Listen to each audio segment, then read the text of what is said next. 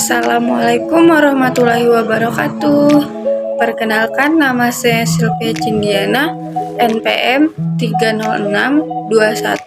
30621566083, Prodi PGSD STKIP PGRI Banjarmasin.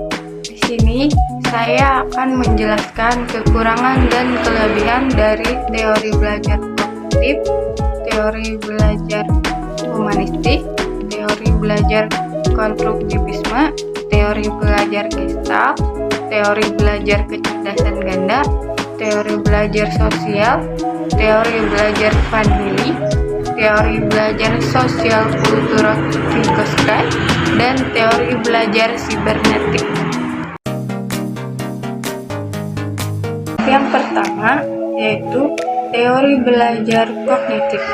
Kelebihan dari teori belajar kognitif adalah dapat meningkatkan kemampuan siswa untuk memecahkan masalah atau problem solving dan dapat meningkatkan motivasi siswa serta dapat menjadikan siswa menjadi lebih kreatif dan mandiri.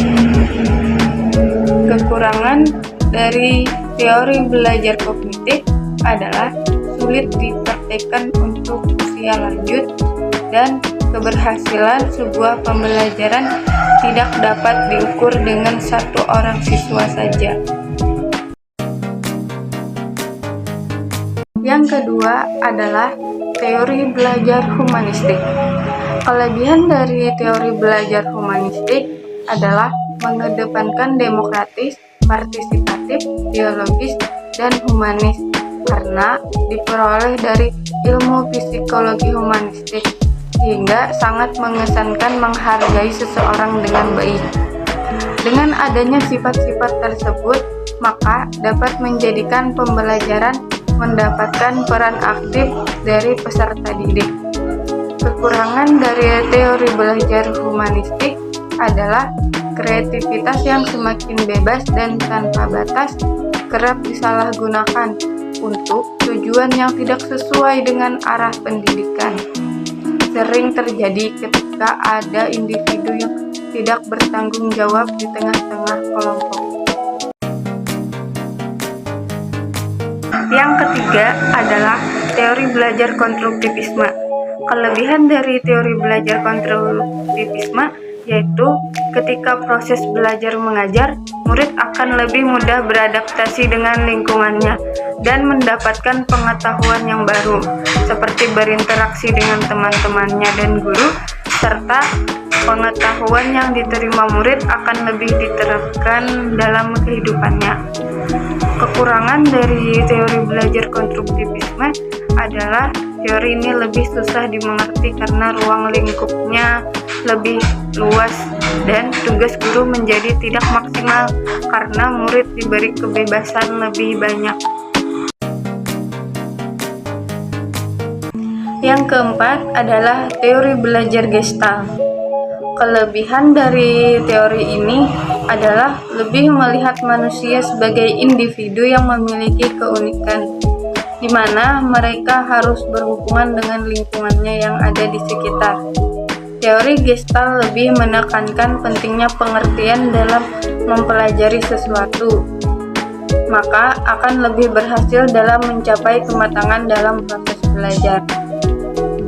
Kekurangan dari teori belajar Gestalt, menurut Gestalt sesuatu yang dipelajari dimulai dari keseluruhan, maka dikhawatirkan akan menimbulkan kesulitan dalam proses belajar karena beban yang harus ditanggung sangatlah banyak.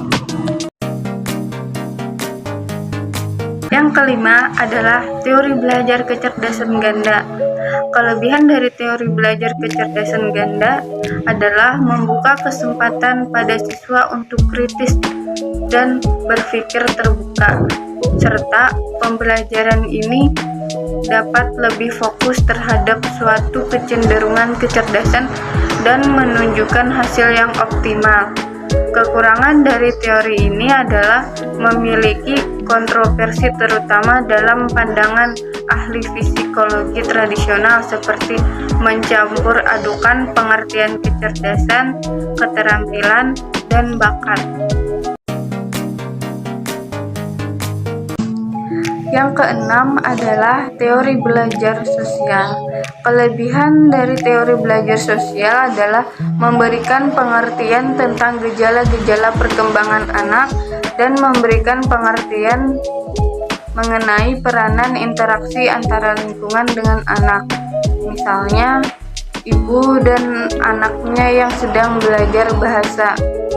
Kekurangan dari teori belajar sosial yaitu diklasifikasikan dalam teori behavioristik karena teknik pemodelannya adalah mengenai peniruan tingkah laku dan cara peniruan tersebut memerlukan pengulangan dalam mendalami sesuatu yang ditiru. Jika manusia belajar dengan peniruan, maka terdapat sebagian individu yang menirukan tingkah laku negatif yang bisa tidak diterima oleh masyarakat. Yang ketujuh adalah teori belajar Van Hille. Kelebihan dari teori belajar Van Hille adalah kemampuan pemahaman belajar siswa lebih baik dan bersifat intrinsik dan ekstrinsik, yakni objek yang masih kurang jelas akan menjadi jelas pada tahap berikutnya.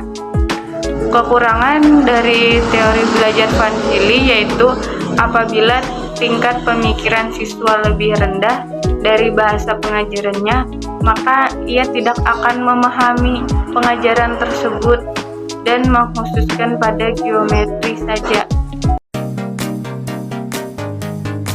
Yang kedelapan adalah teori belajar sosial kultural Vygotsky. Kelebihan dari teori ini yaitu dapat mengurangi kesenjangan antar siswa dan membantu siswa memahami bahan belajar secara lebih mudah serta memberikan kesempatan yang lebih pada siswa untuk saling berinteraksi. Kekurangan dari teori ini adalah teori ini terbatas pada perilaku yang tampak.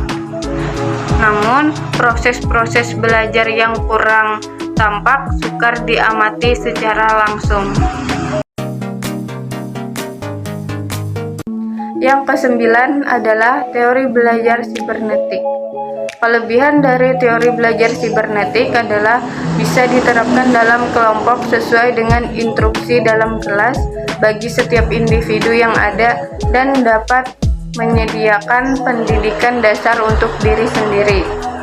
Kekurangan dari teori belajar sibernetik adalah sulit diterapkan atau diaplikasikan dalam suatu proses pembelajaran karena pembahasan proses belajarnya tidak dilakukan secara langsung. Sekian penjelasan kelebihan dan kekurangan teori belajar dari saya. Semoga bermanfaat. Wassalamualaikum warahmatullahi wabarakatuh.